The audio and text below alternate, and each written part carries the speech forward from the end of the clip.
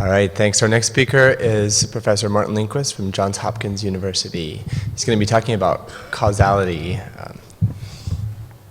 Hi. So when Tor and Nico asked me to talk about causal inference and fMRI analysis, I decided I wanted to kind of make a different type of talk, and so I decided to try to look at how different groups talked about causation in the neuroimaging literature, and how that mapped upon how people in different disciplines talked about causation, such as philosophy. And then I also kind of wanted to talk a little bit about how statisticians think about causation and kind of tie it all together. So it was a bit of a rabbit hole preparing the talk, and I think the talk will be a little bit off the beaten path, but hopefully it will be thought-provoking at least. So there's been an increased interest in trying to infer causal relationships in neuroimaging, and in particular in regards to effective connectivity. And so one of my points in this talk is that such types of inferences can be difficult to make, and the validity of these inferences can often depend on certain key assumptions that aren't really implicit in the applied method. And finally, the one point that I want to make is that one key issue is that researchers rarely state what they mean by causation and define the effects that they want to estimate. And so I think this is sort of a bit of a shortcoming, and so that's going to be sort of my take-home point. So let's talk about one particular aspect of causation, that's in effective connectivity. So effective connectivity is defined as the directed influence of one brain region on the physiological activity recorded in other brain regions. And so effective connectivity is thought to make statements about causal effects among tasks and regions. So there's a bunch of different methods that one can use to assess effective connectivity. And so popular methods include, say, structural equation modeling, Granger causality, and dynamic causal modeling. So those are all kind of well-established methods in the field. But if you take a look at these different methods, they're quite different from each other. So it's pretty clear that while they have their own validity in their own right, they're actually kind of addressing kind of different types of questions. And that was sort of what got me thinking about this, is like, well, what do we actually mean about causation when we say that we're making statements about causal effects? Well, what does this mean, and how can we understand this? Because certainly these methods are doing quite different things. So, for example, Granger causality, which was originally developed in the econometrics literature and has been recently, maybe 10 years ago, depends on your definition of recent, been applied to connectivity studies.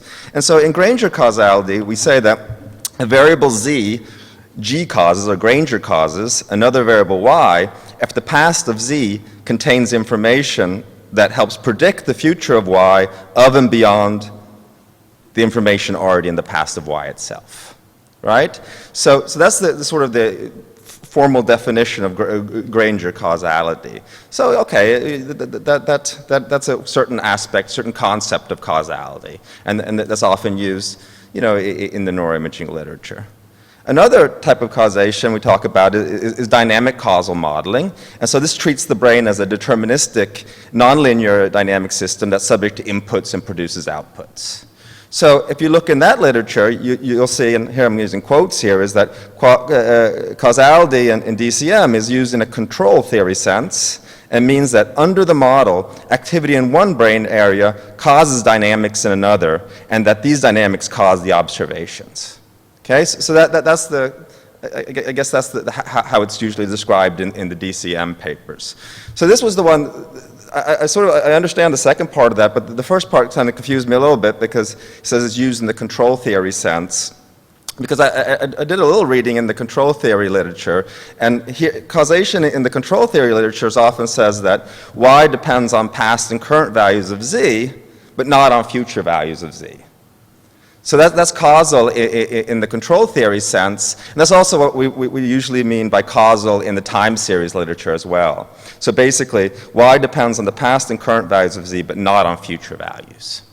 So I dug a little deeper into that, and then I found something called complex systems theory. And here, their definition of causation is that z causes y if and only if z engages in an activity to produce y in mechanism. And that seems to be quite like what the DCM folks are talking about, because they're talking about the dynamics, and it seems to be a mechanism that you know, you have an input and you have this mechanism and then you're getting an output, right? So I wonder if it's really causation in a complex systems theory way that they mean. And it's semantics here, but I'm just trying to wrap my head around all these things. And so this is an example of what one would call mechanistic causation. So you have an input, then you have this whole mechanism. You know, here it's governed by differential equations, and then you get an output. So it's sort of a mechanistic concept of causation. Now, what are other types of concepts of causation? Because it really appears that people have lots of ways of thinking about this, and this is quite interesting. So kind of the original one, well, not the original one, goes back to Aristotle and stuff like that, but kind of modern causation comes from the 1700s, and David Hume talked about deterministic causation. And so deterministic causation has three aspects associated with it. You have to have temporal priority, so Z has to be before Y. So first Z has to happen, then Y has to happen. So he talked about billiard balls. So you roll a billiard ball, that's Z, and it hits another billiard ball, making that one roll. And so that's Y. So Z is before Y. You need spatial temporal contiguity. So Z has to be near Y, so it has to be close in time and space. And then there's something called constant conjunction. FZ always Y. That means every time I roll the ball like this and hit the other ball, it has to roll, right? So that's causal in the Humean way. Now, this has a little bit of shortcomings, because you can say in this aspect that night causes day, right? They precede each other temporally, there's spatially temporal contiguity, and there's if night, always day, right? So that seems to be a little bit of a shortcoming. Also, you could probably say that in this thing, smoking does not cause cancer, right? Because you can smoke and not get cancer, right? So the constant conjunction is sort of not true in that case, because if Z always Y is not true in that case. So that seems to be probably not the type of causation that we want to be talking about, right? So another one is called probabilistic causation, and that's basically the temporal priority, but then we talk about it probabilistically, is that, well, what's the probability?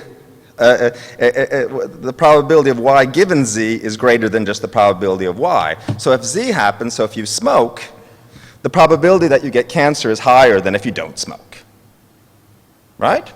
So that's another type of causation, and that kind of gets around some of those shortcomings in the deterministic causation.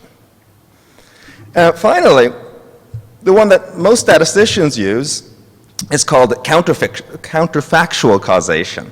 So if Z had not occurred, Y would not have occurred. So basically said, well, I took this medicine and I got better. Well, the counterfactual would be, well, if I didn't take this medicine, I wouldn't have gotten better, right? So that's a counterfactual argument. So in a parallel universe, had I not taken this medicine, I wouldn't have gotten better. So the medicine caused me to get better. So all these guys are sort of linked together. They're related to each other. And so there's been a lot of work on sort of linking probabilistic causation and counterfactual causation. So there's work by Jamie Robbins in the statistics literature and Judea Pearl in the computer science literature. And so they've all worked on trying to get sort of omnibus models of that.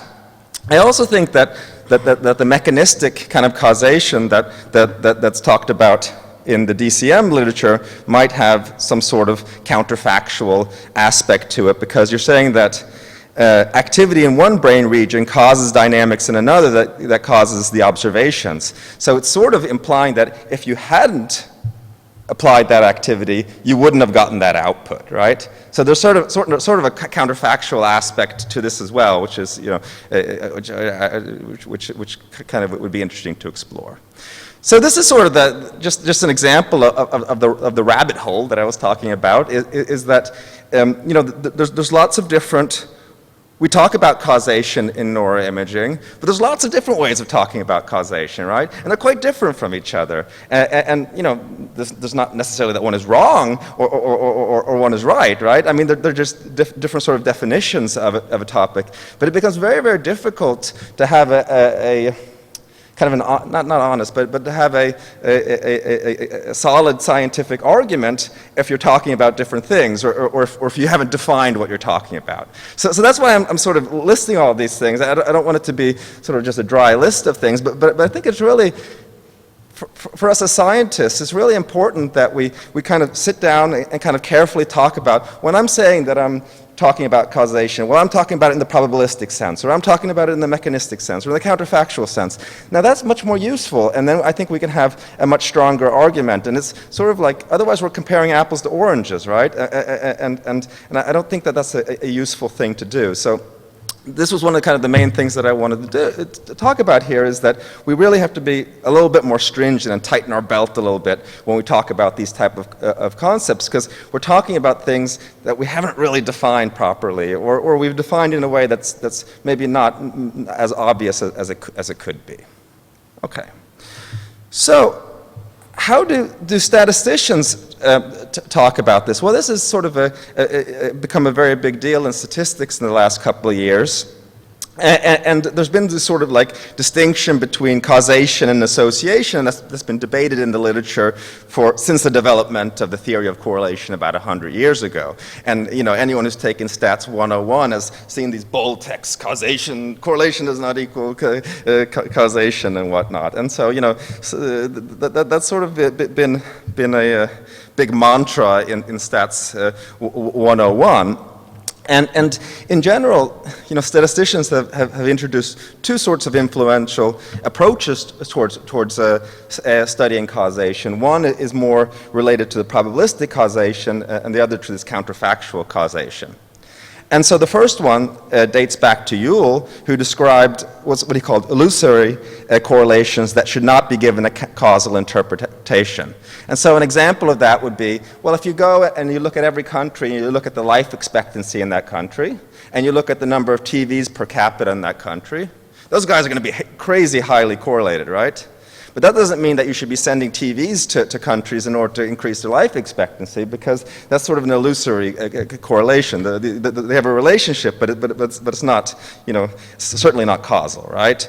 And so you'll try to distinguish between these by developing partial correlations. So you're basically controlling for the influence of a common factor. What would a common factor be here? Well, it could be the quality of life, right? So if you have a high quality of life in your country, people live longer and you have more TVs, right? And so controlling for quality of life, if you have some index like that, that would remove the correlation between those things. And so that's partial correlation, and that's getting a lot of love in the neuroimaging community now when we're looking at these graphs, because we want to be able to, region A, B, and C are all related to each other, but controlling for B, A and C might not be related, right? So that's the sort of thing that we want to do to kind of prune our graphs and whatnot. So that's become very important in sort of the network type of literature. And so later, kind of econometricians use this idea in the time series settings, such as Granger, so you're controlling for past values of one variable to get these Granger causal relationships. And so a lot of these graphical models and SEMs and whatnot are based on this type of reasoning. So the second approach, and this is the one I kind of want to pitch here, because to me this is how I think about causation, and so you can argue that that's not the way you think about causation, but that's fine. We can have a discussion about this.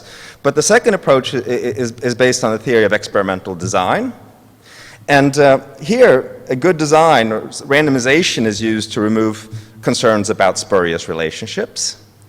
And so Don Rubin, in the 70s, rediscovered name and so-called potential outcome notation and extended this to cover observational studies. So this is the type of causation that I usually think about.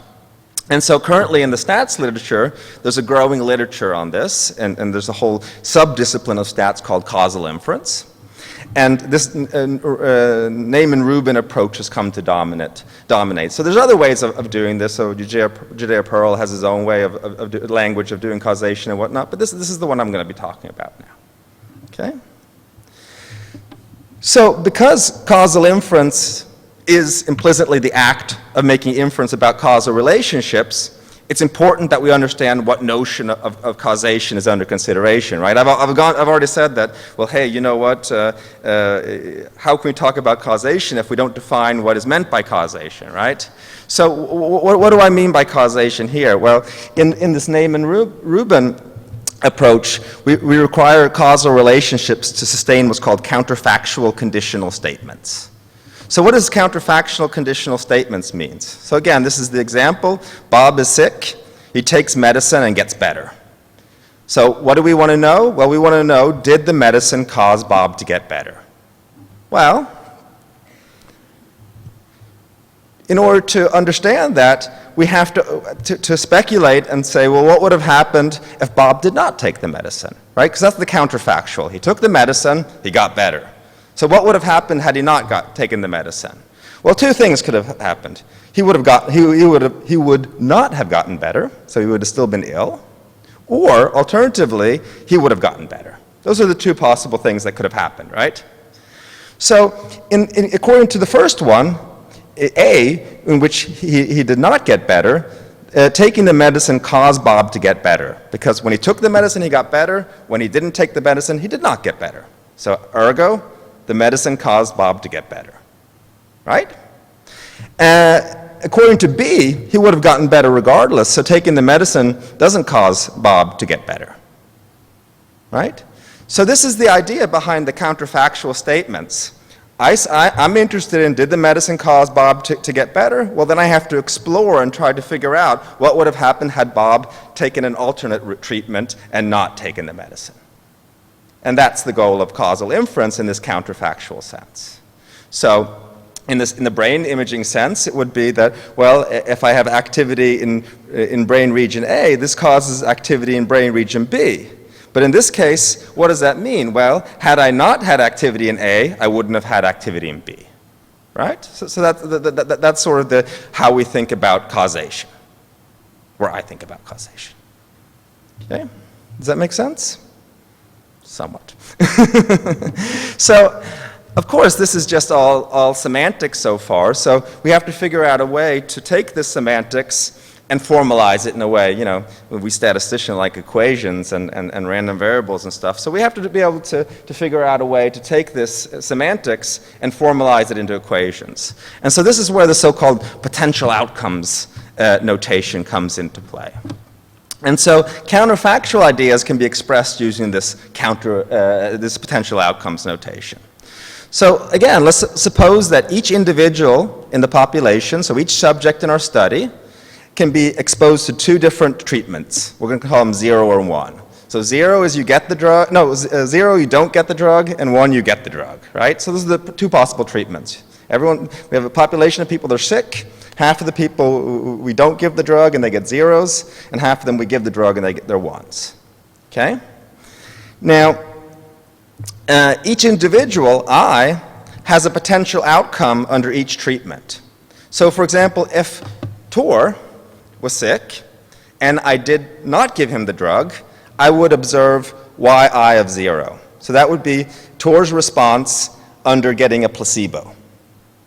Now alternatively, in a parallel universe, I could decide to give Tor the drug, and then I would observe yi of 1. That's Tor's response under the assumption that he got the drug. So those are two possible values that Tor could have had. Had I decided to give him the drug, I would observe yi0. Had I observed not to give him the drug, I would be yi0. Had I decided to give him the drug, I would observe yi1. Okay, does that make sense? All right. So in this case, what am I interested in? Well, formally, I'm interested in the difference between those two, right? So I want to see what's Tor's response had he gotten the drug versus what's Tor's response had he not gotten the drug. And that is the causal effect of interest, because the difference between those two different things, the only thing that's different is that in one world, Tor didn't get the drug, and in one he got the drug, right? And the causal effect of the drug is the difference in those responses. So that's awesome. Now we have a great way to estimate if this drug causes Tor to get better. But there's one problem. I can only do one of these. I can either give Tor the drug, or I can give him a sugar pill. right? This is sort of the fundamental problem here, is that only one of these potential outcomes is observed. So therefore, I can't actually estimate this causal effect. I can define it, but I can't actually estimate it, right? So what causal inference is all about is it focuses on introducing defendable assumptions that allow us to estimate average population level effects. Okay? All right. So let's do a little bit of an example here. So let's consider that you have an experiment with 6 different subjects. Half of them are in a treatment group and half of them are in a control group. So I have 6 subjects here, and you all have some high blood pressure or something like that. And 3 of you I'm going to give a sugar pill to, and 3 of you I'm going to give the drug to, right? And so what I want to do is I want to see whether or not the people who get the drug get better than the people who got the sugar pill, right? So we measure an outcome for each subject. That's how much their blood pressure lowered or whatnot. And what we want to do is we want to define what effect the treatment has on the outcome. Okay? So what is the treatment of me giving you the drug versus me giving the sugar pill? How does that affect the outcome? So mathematically, we can write it in the following way. We can say that let's let Zi be the treatment given to subject I. So Zi is 1 if subject I was treated, and it's 0 otherwise. Okay, so your Z is equal to 1 if you get the drug. It's equal to 0 if you get the sugar pill. And let's let Yi denote the outcome. So that's some sort of measure of how much your blood pressure lowered or something like that. Okay? And now there's 2 possible outcomes for each of the 6 subjects. Yi of 1 is the outcome if the subject was treated, and Yi 0 is the outcome if the subject is untreated. So I can only observe one of those 2, right? So in that sense, what I'm really interested in, causally, is I want to estimate the subject level causal effect. So I want to estimate what's the difference between Y1 and Y0, right? What's the difference in Tor had he gotten the drug or had he not gotten the sugar pill? That's what I'm interested in causally, right? And so the problem is only one of these potential outcomes can be observed. So in this case, so rather than focusing on Tor himself, I'm now going to expand my focus to the population of all 6 subjects and say, well, what I'm really interested in is what's the causal effect in the population. So the causal effect of the population is given by I don't know, delta. I don't know if there's is given by delta here. And that's what I want to estimate. However, if you look at this table of possible outcomes, you'll see that it's not possible to estimate this, because you look at all the possible outcomes here. So for these 3 guys, I gave them sugar pills. So for them, I observed Y0, and I didn't observe Y1. That would be their outcome had they gotten the treatment. And for these guys that I gave the treatment, I observed the opposite, right? So in this case, I can't look at the difference between Y1 and Y0 because I have missing data, right? So the key is, how can I estimate the difference between Y1 and Y0 in this population? Well, I have to figure out a way to fill in these blanks, right? How do I fill in these blanks? Well, one way of filling in these blanks is simply to estimate D from the observed data using this. I could basically take the average of these guys and subtract the average of those guys. And that would give me D, right? So this is basically the response of everyone who got the treatment versus the response of everyone who got the placebo. But that's not what I'm interested in estimating, right? That is an estimate, but that's not what I'm interested in. That's something I can estimate from the data, but that's not really what I'm interested in. So I have a little bit of a quandary here. I have something that is meaningful to me causally, that I can't estimate, and I have something that I can estimate from the data that doesn't mean causally what I want it to mean, right? So how do I get around this problem? Well, the way I get around this problem is how we solve a lot of problems in statistics is we make assumptions. So we want to make assumptions so that the delta and the D kind of mean the same things, okay? So in general, D need not equal delta. So a non-zero value of D implies that Z and Y are associated, so they're correlated with each other. but not that Z causes Y. Okay? So in order to say that Z causes Y using D, we have to make some assumptions. And one of the key assumptions is that we have to assume that subjects are exchangeable with respect to their treatment. So what does that mean? Well, that means that, that means that these blanks, these guys, I didn't see their value of Y1. I didn't see what they looked like when they were treated, but I saw what these guys looked like when they were treated. So what I can do is I can take these values and fill in the blanks using those values, and vice versa. Okay? So in that case, I can, delta and D mean the same thing. And when is this true? Well, this is true if people are randomly assigned to a treatment. In this case, I can make this assumption, and D and delta mean the same thing. And that's why people use randomization when doing drug trials and whatnot. So they want to make people, they want to assign people to the treatment and the drug group randomly so that they can make assumptions like this and make causal claims. So the key thing here is that you can make causal claims, but sometimes it's outside the method of how you estimate the observed data. So that kind of tells me a general framework for making causation. So the first thing we have to do is we have to construct a model using potential outcomes in order to spell out the causal effect of interest. That's what we did in our example with these deltas. That was a causal effect that was meaningful to us. But then we have to construct a structural model from which we can estimate equivalent effects from the observable data. And then finally, we have to figure out a way to make those things equivalent to each other, and that's where assumptions come into play. So Tor, how much time do I have? 4 minutes. Okay, so I'm way behind. But this kind of gives you a flavor for what I want to do. And so this can be sort of extended to connectivity and connectivity metrics, is that we can make fancier models using this potential outcome. And you can think about these things as a mechanistic system. Is like, well, I do an input to Z, and that causes an output at Y. But I think that one of the key things is that we often want to break down these mechanisms, and we want to look at, for example, what is the causal effect of X on Y. So in this little cartoon image, I have a treatment here, which in this case is a stress task. So people are either have the stress task or they don't. X is the response, and here I'm saying that it's binary. You either are a low responder or a high responder in brain activation in a certain region. And then we have an outcome, Y, which is how well you perform on this task. So if I'm interested in making a causal inference on the link between the brain response and the outcome, basically what I need to do is that I need to figure out what's the difference for people that got this stress task, what's the difference between people who are high responders and low responders. So if I make a unit change in brain activation, how does that change your response on the task? That's what I'm interested in if I'm interested in that link. I would be interested in. Maybe not everyone, but that's what I would be interested in. So the problem is, how can you estimate that?